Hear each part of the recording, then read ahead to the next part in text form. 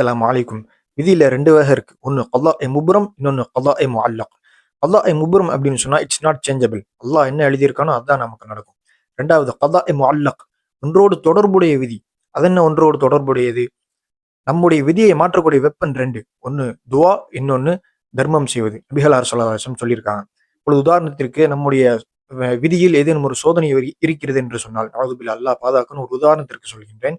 நாம் தொடர்ந்து துஆ செய்து கொண்டே இருந்திருப்போம். யா அல்லாஹ் என்னுடைய சோதனைகளை தடுத்து விடு. எனக்கு வரக்கூடிய சோதனைகளை தடுத்து விடு. என்னுடைய குடும்பத்தார்களுக்கு வரக்கூடிய சோதனைகளை தடுத்து விடு என்பதாக நாம் தொடர்ந்து துஆ செய்து கொண்டே இருந்திருப்போம். நம்முடைய விதியின் ஒரிஜினல் டாக்குமெண்ட் அல்லாஹ்ட்ட ஒண்ணு இருக்கும். அதே ஜெராக்ஸ் காப்பி மலக்குமார்கள்ட்ட ஒண்ணு இருக்கும். அந்த மலக்குமார்கள் நம்முடைய விதியை செயல்படுத்துவதற்காக அந்த நாளில் வருவார்கள். அப்பொழுது அல்லாஹு தஆலா சொல்லுவான், மலக்குகளை நீங்கள் நில்லுங்கள். அந்த சோதனையை அவருக்கு நீங்கள் செயல்படுத்துவதற்கு பதிலாக இந்த சோதனை இல்லாத விதியை நீங்கள் செயல்படுத்துங்கள் என்பதாக அல்லாஹு தஆலா ஒரு விதியை கொடுப்பான். இப்போ மலக்குமார்கள் கேட்பாங்க, யா அல்லாஹ் இதானே எழுதியிருக்கு அப்படின்னு. ஆமா, அதான் எழுதியிருக்கு. ஆனால் என்னுடைய அடியான் என்னிடத்தில் துஆ செய்திருக்கிறான்.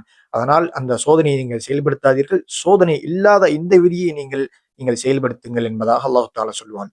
எனவே நாம் அதிகமாக துஆவும் சதகாவும் செய்ய வேண்டும். துஆவும் சதகாவும் நம்முடைய சோதனைகளை தடுப்பதற்கு அது ஒரு மிகப்பெரும் ஒரு காரணமாக இருக்கும். எனவே நீங்கள் அதிகமாக இந்த துஆவையும் சதகாவையும் நீங்கள் செய்யுங்கள். எல்லாம் வல்ல அல்லாஹ் நம்முடைய சோதனைகளை தடுப்பான்.